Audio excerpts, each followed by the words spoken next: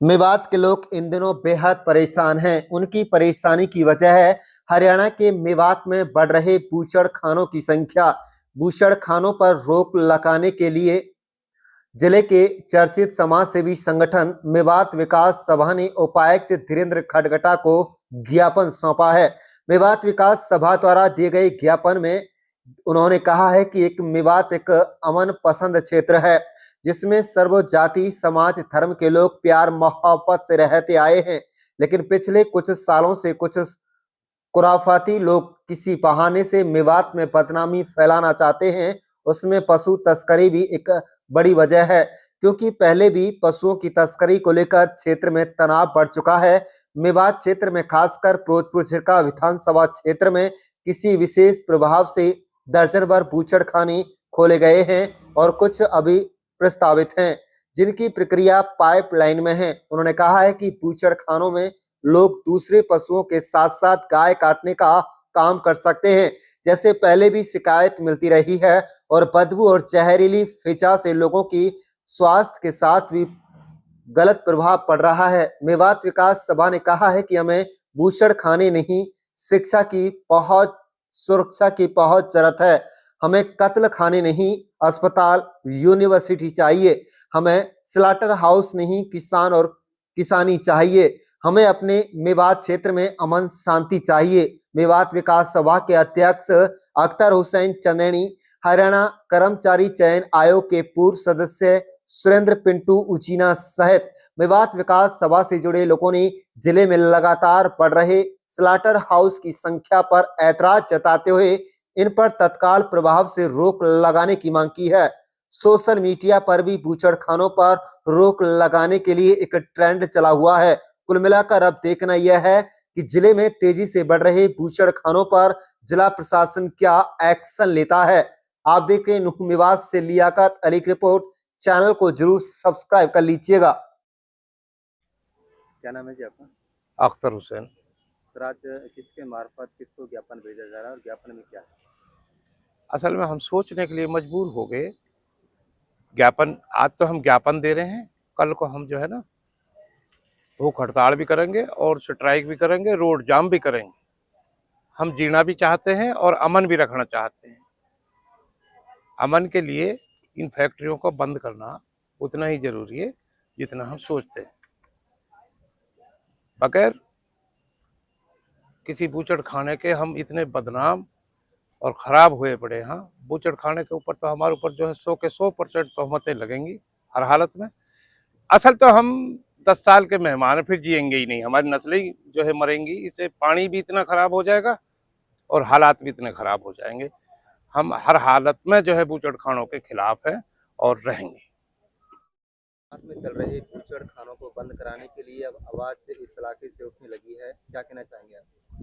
मैं कहता हूँ मेवात, और अगर मैं अपनी जानकारी के अनुसार कहता हूँ मेवात और मेवाड़, मेवात से कहीं मेवाड़ से मेवात बना होगा ऐसा लगता है। और वैसे भी हम ब्रजभूमि में आते हैं, मेवात ब्रजभूमि का अंग है। परिक्रमा भी पहले यहाँ तक लगती थी। यहाँ पर राम और कृष्ण के वंशज रहते हैं। ये अलग बात है कि कुछ परिस्थिति के कारण और या अपने मानने के कारण, अपने ईमान के कारण या अपनी वो के कारण हमने मस्जिद जाना शुरू करा। अल्लाह और भगवान दो नहीं है, एक है। उसको याद करने के लिए मंदिर जाओ, मस्जिद जाओ, मंदिर मत जाओ, मस्जिद मत जाओ। उसको याद करना कहीं भी कर सकते हैं, तो ये कोई हमारे वो नहीं है। और इसको जो बूचड़खाने हैं, ये काम हमारा नहीं है, ये काम हमारा नहीं है। पशुओं को पालने का काम, जीवों को पालने का काम, जीवों की रक्षा सुरक्षा, आदमियों की रक्षा सुरक्षा करने इस इलाके में जो लोग रहते हैं वो क्षत्रिय लोग हैं, वो राम और कृष्ण के वंशज हैं। उनका काम ये नहीं। अगर दुनिया में गाय का पालन करने आए तो कौन आए? हिंदुस्तान में जन्म लिया, कृष्ण जी ने लिया, राम ने लिया, कहीं और भी ले सकते थे, वर्ग के अंदर कहीं ले सकते थे, यहीं क्यों लिया? और हम उनके बच्चे हैं, तो हमारा काम ये नहीं है। ये तो एक षड्यंत्र के तहत मैं कहता हूं अंग्रेजों का षड्यंत्र रहा, चाहे मुगलों का षड्यंत्र रहा, या 70 साल का भी षड्यंत्र रहा, क्या हम ही बचे? क्या हमको ये बद्दुआ मिलने के लिए थी कि यहाँ रक्त बहेगा, यहाँ गऊ कटेगी, यहाँ बैल कटेंगे या भैंस कटेंगे? ऐसा क्यों? हम नहीं चाहते, इलाका नहीं चाहता, ये इलाका नहीं चाहता, ये राम और कृष्ण के वंशज नहीं चाहते कि ऐसा हो। हम सरकार से पुरजोर, इलाके की ओर से सारी इलाका इसको कहता है कि यहाँ से बूचड़ खानों को हटाया जाए। अगर बूचड़ खाने नहीं हटाए गए तो उसके लिए आंदोलन के रास्ता भी अपनाएंगे।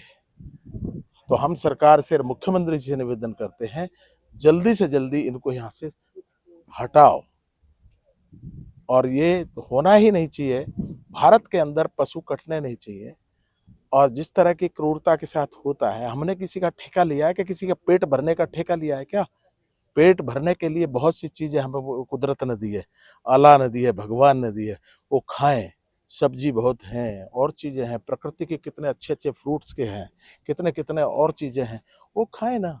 दूध, दही, घी, ये चीज खाएं। तो हमको बदनाम करने का, एक मेवात को बदनाम करने का एक षड्यंत्र है। और बदनाम की लाइन में ही जो हुआ, 92 में एक कांड हुआ, 30 साल लग गए एक सामान्य होने में। फिर एक 6 कांड हुआ 31 तारीख को, फिर एक लंबा, कितना समय लगेगा?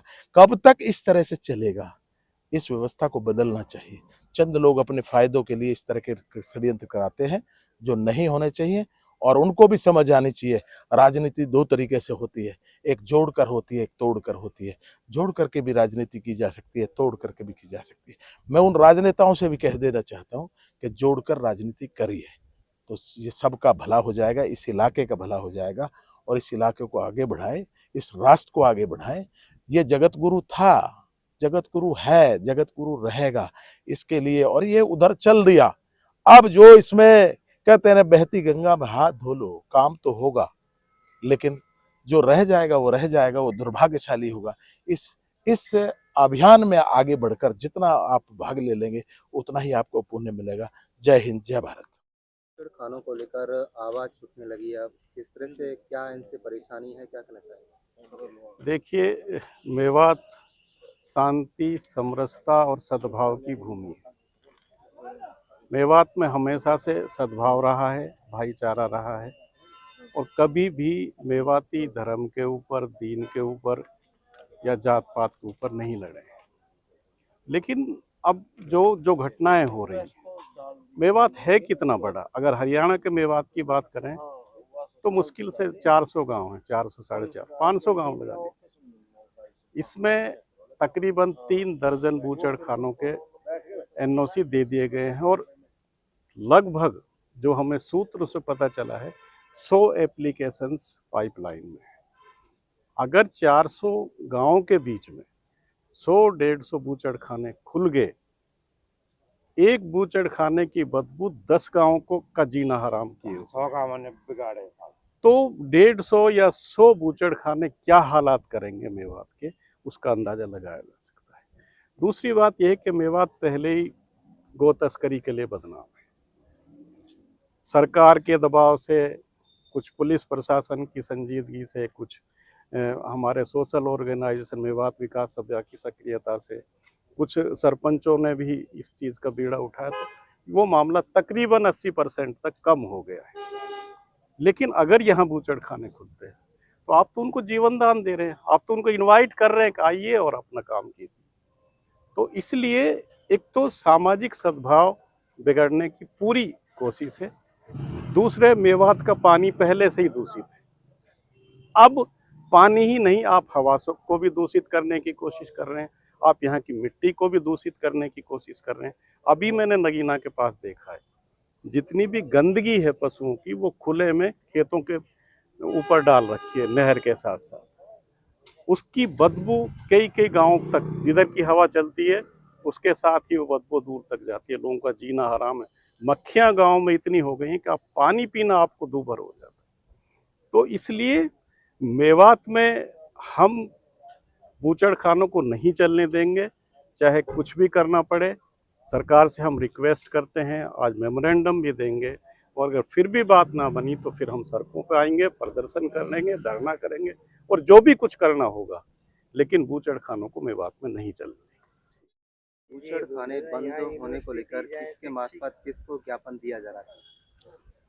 आज ये मेवात विकास सभा ने कई दिन पहले फैसला किया था कि सबसे पहले हम अपने प्रशासन को बताएं कि इन बूचड़ खानों को यहाँ लगाने से हमें क्या नुकसानात हो रहे हैं और कितना नुकसान होने की संभावना है। मेरी तो समझ में नहीं आ रहा, प्रशासन को बहुत बेहतरीन तरीके से पता है मेवात की सिचुएशन का, हालात का और डेमोग्राफी का।